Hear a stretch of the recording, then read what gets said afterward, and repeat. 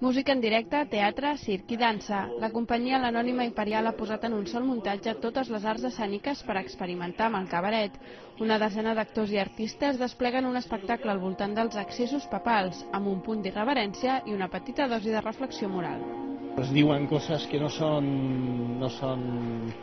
sovint acceptades, diguem-ne, en la societat en la que estem, que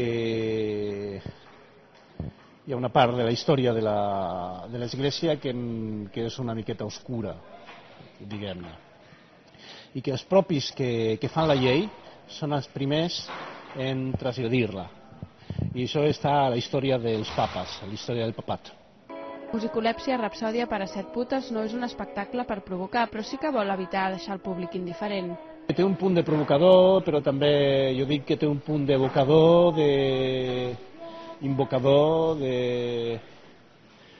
no existeix solament la possibilitat de provocar, sinó de convocar, evocar, invocar. La producció de l'Anònima Imperial, el TNC i el grup de teatre peruà Comilfo s'estrena aquesta nit al Teatre Nacional de Catalunya i es podrà veure fins al 17 d'abril. El desenfreno que se desató fue de los más intensos que se recuerdan en Roma, incluidos las orgías de Calígula o Pilé. Había días que contaban los orgasmos de cada hombre.